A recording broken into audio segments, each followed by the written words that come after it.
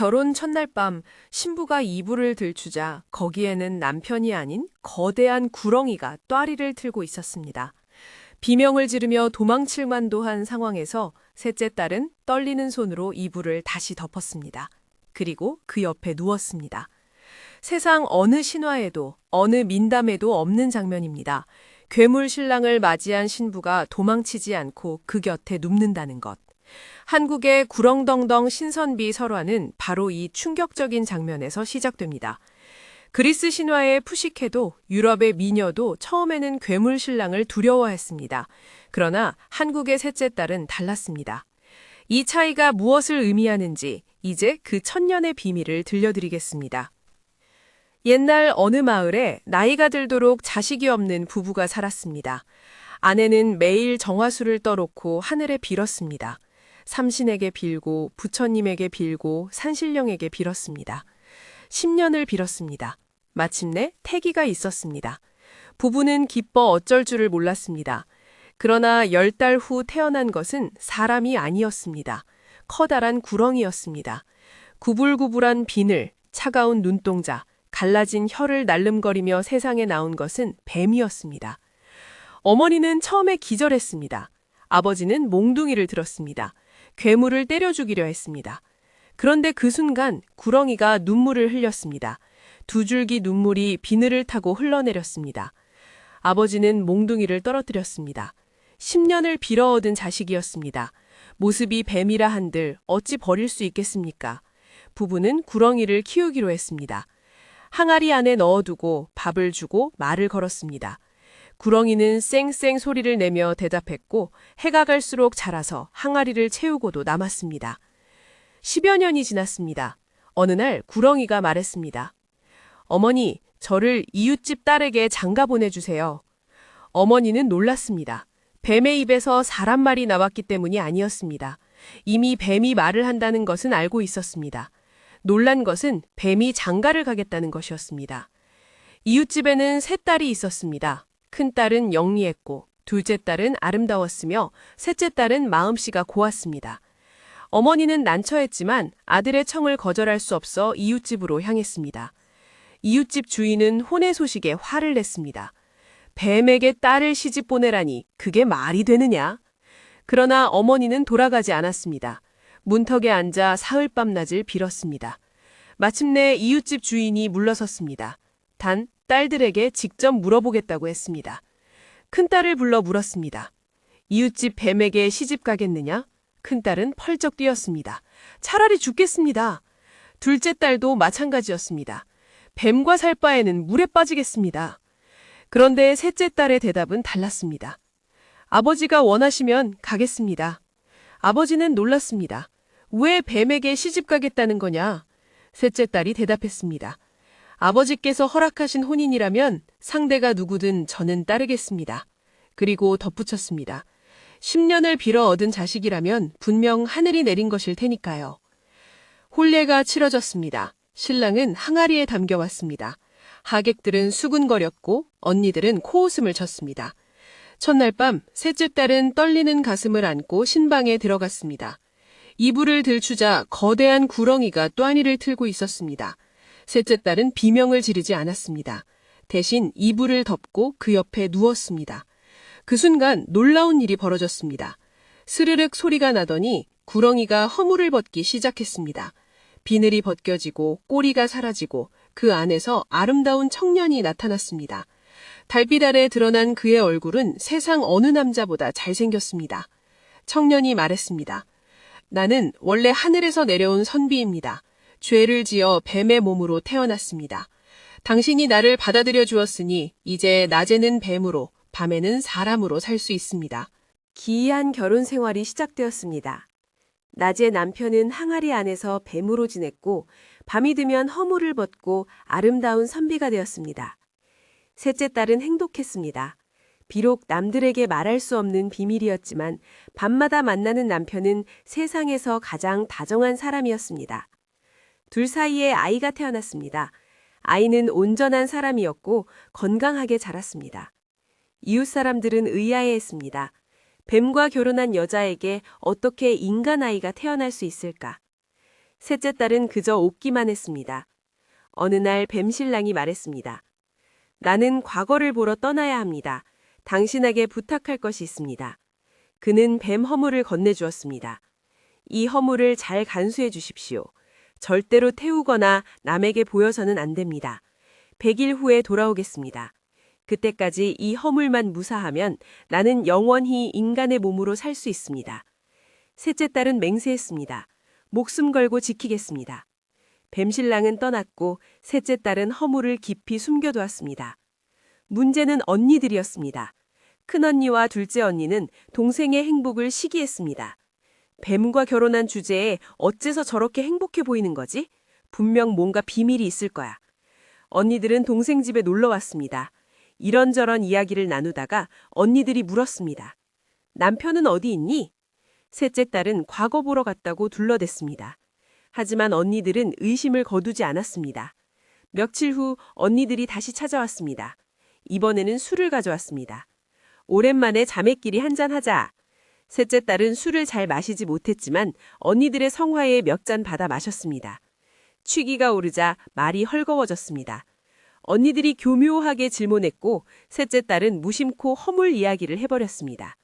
그 순간 깨달았지만 이미 늦었습니다. 언니들은 동생이 잠든 틈을 타 집안을 뒤졌습니다. 마침내 허물을 찾아냈습니다. 은빛으로 빛나는 뱀 허물. 큰언니가 말했습니다. 이게 전연의 비밀이었구나. 이걸 없애버리면 어떻게 될까? 둘째 언니가 부엌에서 불을 가져왔습니다. 두 사람은 허물을 불 속에 던졌습니다. 허물이 타들어가며 기이한 향기를 풍겼습니다. 그 순간 수백 리 밖에서 과거 시험을 보던 뱀신랑이 갑자기 고통스러워했습니다. 가슴을 움켜쥐고 쓰러졌습니다. 허물이 타는 냄새가 바람을 타고 그에게까지 닿았습니다. 뱀신랑은 깨달았습니다. 끝났다. 그는 일어나 한 방향으로 걸어갔습니다. 과거 시험장이 아니었습니다. 깊은 산속, 아무도 모르는 곳으로 사라져갔습니다. 다시는 돌아오지 않았습니다. 셋째 딸이 깨어났을 때 허물은 재가 되어 있었습니다. 언니들은 어디론가 도망쳤고 집안에는 탄 냄새만 가득했습니다. 셋째 딸은 울지 않았습니다. 대신 신발을 신었습니다. 집신 한 켤레를 들고 길을 나섰습니다. 남편을 찾아 나선 것입니다. 셋째 딸의 여정은 긴 고난의 연속이었습니다. 산을 넘고 강을 건넜습니다. 밭을 가는 농부에게 물었습니다. 혹시 뱀신랑을 보셨습니까? 농부는 저 산 너머로 가보라고 했습니다. 빨래하는 안악에게 물었습니다. 안악은 강 건너편을 가리켰습니다. 까치에게 물었습니다. 까치는 하늘을 향해 울었습니다. 그렇게 몇 달을 걸었습니다. 집신이 닳아 없어졌습니다. 맨발로 걸었습니다. 발에 피가 났습니다. 그래도 멈추지 않았습니다. 마침내 셋째 딸은 이상한 곳에 도착했습니다. 땅이 끝나고 어둠이 시작되는 곳, 저승과 이승의 경계, 그 너머에 남편이 있다는 것을 그녀는 알았습니다. 주저하지 않고 어둠 속으로 들어갔습니다. 지하세계는 낯선 곳이었습니다. 그러나 셋째 딸은 두렵지 않았습니다.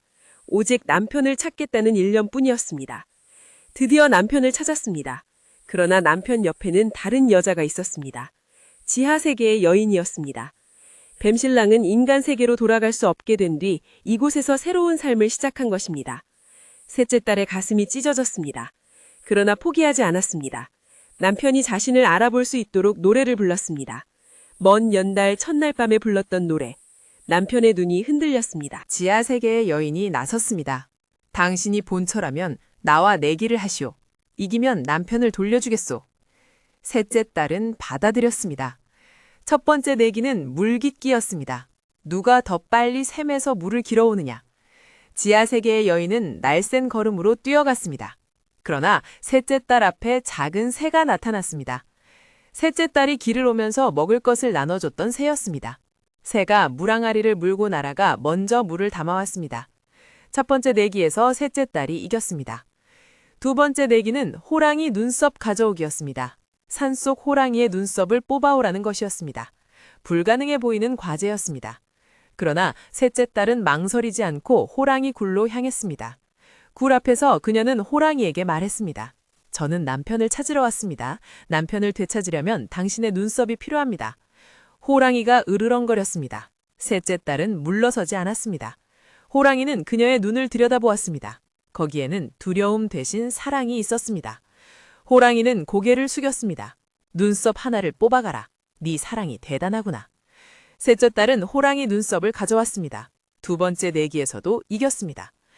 지하 세계의 여인은 놀랐습니다. 이 여자가 대체 누구지? 인간 세계에서 온 평범한 여자가 어떻게 이런 일들을 해낼 수 있지? 세 번째 내기가 남았습니다. 마지막 내기. 그러나 뱀신랑이 나섰습니다. 내기는 여기서 끝이요. 이 사람이 내 진정한 아내요. 뱀신랑은 셋째 딸의 손을 잡았습니다. 미안하오. 당신이 나를 찾아올 줄은 몰랐소. 셋째 딸은 그제야 눈물을 흘렸습니다. 수천 리 길을 걸으면서도 흘리지 않았던 눈물이었습니다. 두 사람은 함께 지하 세계를 떠났습니다. 인간 세계로 돌아오는 길은 멀고 험했지만 이번에는 둘이 함께였습니다. 드디어 고향에 도착했을 때 뱀신랑은 완전한 인간의 몸이 되어 있었습니다. 허물이 타버린 것이 오히려 저주를 풀어준 것인지도 모릅니다. 아니면 아내의 사랑이 저주를 녹인 것인지도 모릅니다. 설화는 정확한 이유를 말해주지 않습니다. 다만 두 사람이 오래오래 행복하게 살았다고 전할 뿐입니다. 구렁덩덩 신선비 설화는 전국에 45가지가 넘는 변형으로 전승되고 있습니다. 한국민족문화대백과 사전에 따르면 이 설화는 세계 여러 지역에 널리 분포되어 있는 광포설화입니다. 그리스 신화의 프시케와 에로스, 프랑스의 미녀와 야수, 독일의 개구리 왕자, 북유럽의 린트브름 왕자까지 동물 신랑과 인간 신부의 이야기는 문화권을 초월해 존재합니다. 그러나 한국의 구렁덩덩 신선비 설화에는 다른 나라 설화에 없는 독특한 점이 있습니다. 첫째, 신부가 처음부터 신랑을 받아들인다는 것입니다. 푸시케는 남편의 얼굴을 보기 전까지 그가 괴물이라고 믿었습니다. 미녀와 야수의 벨은 야수를 두려워했습니다. 그러나 한국의 셋째 딸은 뱀인 줄 알면서 결혼을 승낙합니다. 왜일까요? 학자들은 이것이 한국 전통 혼인 문화와 관련이 있다고 봅니다. 중매 결혼 시대에 신부는 첫날 밤이 되어서야 신랑의 얼굴을 볼 수 있었습니다. 낯선 남자와의 결혼은 공포 그 자체였을 것입니다. 뱀신랑은 그 공포의 상징이며 셋째 딸의 수용은 결혼이라는 제도에 대한 용기 있는 수용을 의미합니다. 둘째, 금기의 성격이 다릅니다. 푸시케의 금기는 남편의 얼굴을 보지 말라는 것이었습니다. 호기심이 금기를 깨뜨렸습니다. 그러나 한국의 금기는 허물을 태우지 말라는 것입니다. 허물은 신랑의 과거, 원죄, 비인간적 본성을 상징합니다. 그것을 태운다는 것은 신랑의 본질을 부정한다는 의미입니다. 그리고 금기를 깬 것은 호기심이 아니라 시기심입니다. 언니들의 질투가 비극을 만들었습니다. 이것은 가부장제 사회에서 여성들 사이의 갈등을 반영합니다. 셋째, 신부의 여정이 훨씬 험난합니다. 푸시케는 아프로디테의 과제를 수행했습니다. 그러나 한국의 셋째 딸은 스스로 남편을 찾아 나섭니다.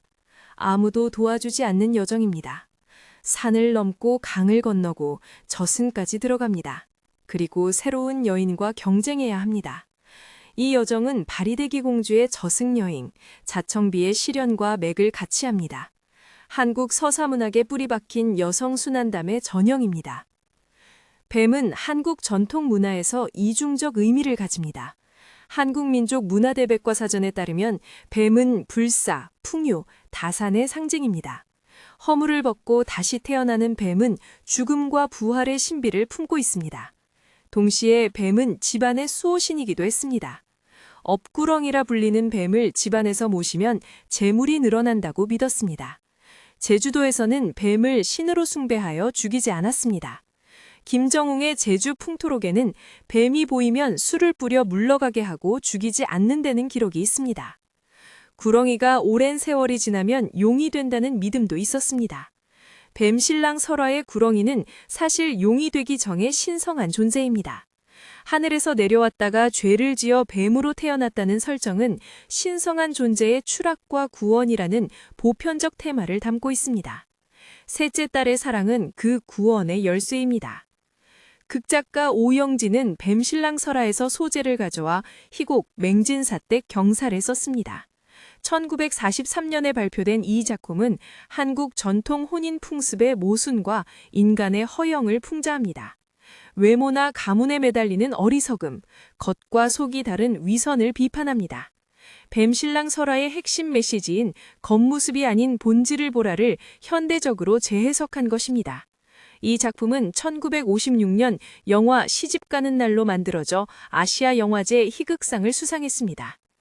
구렁덩덩 신선비 설화는 지금도 새롭게 해석되고 있습니다. 2020년 방영된 드라마 구미호전에서 이동욱이 남성 구미호로 출연했을 때 많은 시청자들이 뱀신랑 설화를 떠올렸습니다. 동물과 인간의 금지된 사랑, 금기와 변신, 시련과 재회. 이 오래된 모티프들은 현대 컨텐츠에서도 여전히 강력한 힘을 발휘합니다. 셋째 딸은 왜 뱀과 결혼하기로 했을까요? 설화는 아버지가 원하시면 가겠다고만 말합니다. 그러나 그 안에는 더 깊은 의미가 있습니다. 10년을 빌어 얻은 자식이라면 하늘이 내린 것이라는 셋째 딸의 말. 그것은 운명에 대한 수용입니다. 모습이 어떻든 존재 자체를 있는 그대로 받아들이겠다는 결단입니다. 이것이 사랑의 시작입니다. 금기가 깨지고 남편이 떠났을 때 셋째 딸은 울지 않았습니다. 대신 신발을 신었습니다. 그리고 길을 나섰습니다. 이것이 사랑의 증명입니다. 눈물이 아니라 행동으로, 슬픔이 아니라 의지로. 수천리 길을 걷고 저승까지 내려가고 호랑이와 마주합니다. 두렵지 않았을까요? 물론 두려웠을 것입니다. 그러나 사랑이 두려움보다 컸습니다. 호랑이가 눈썹을 내어준 장면은 의미심장합니다. 호랑이는 산신의 사자입니다. 한국 민속에서 가장 강력하고 신성한 동물입니다. 그 호랑이가 한 여인의 사랑 앞에 고개를 숙입니다. 네 사랑이 대단하구나. 이 한마디에 설화의 핵심이 담겨 있습니다. 진정한 사랑은 어떤 장애물도 극복할 수 있다는 것, 심지어 신들조차 그 앞에서는 길을 비켜진다는 것. 뱀신랑은 왜 떠났을까요? 허물이 타버리면 더 이상 변신할 수 없기 때문이었습니다. 인간으로 완전히 돌아올 수도 없고 뱀으로 완전히 돌아갈 수도 없는 상태, 그 중간에 갇힌 존재. 그래서 저승으로 갔습니다. 인간 세계에도 동물 세계에도 속하지 못하는 자가 갈 수 있는 유일한 곳. 그러나 아내가 그곳까지 찾아왔습니다. 존재의 경계마저 넘어온 것입니다. 그 순간 저주가 풀립니다. 사랑이 경계를 허문 것입니다. 구렁덩덩 신선비 설화가 전하는 메시지는 단순하면서도 깊습니다. 겉모습은 중요하지 않습니다. 뱀이든 사람이든 본질을 보아야 합니다. 금기는 반드시 시험받습니다. 언니들의 시기, 호기심, 우연. 어떤 형태로든 금기는 깨지게 되어 있습니다. 중요한 것은 금기가 깨진 후 어떻게 하느냐입니다. 셋째 딸은 포기하지 않았습니다. 저승까지 가서 남편을 되찾았습니다. 이것이 진짜 사랑입니다. 조건 없이 받아들이고 어떤 시련도 감내하는 것. 지금 어디선가 뱀신랑 설화가 구전되고 있을 것입니다. 할머니가 손녀에게, 어머니가 딸에게, 선생님이 학생들에게. 1000년 넘게 전해져 온 이야기는 앞으로도 1000년 동안 전해질 것입니다. 뱀과 결혼한 공주가 어떻게 남편을 되찾았는지, 사랑이 어떻게 모든 경계를 허물었는지, 그 이야기가 주는 위로와 희망은 시대가 바뀌어도 변하지 않습니다.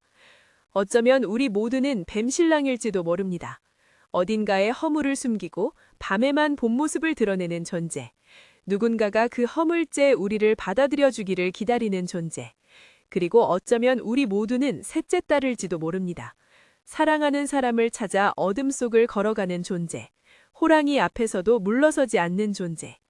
뱀신랑과 셋째 딸의 이야기는 결국 우리 모두의 이야기입니다. 겉모습 너머의 본질을 사랑하라. 그리고 그 사랑을 지키기 위해 어디든 가라.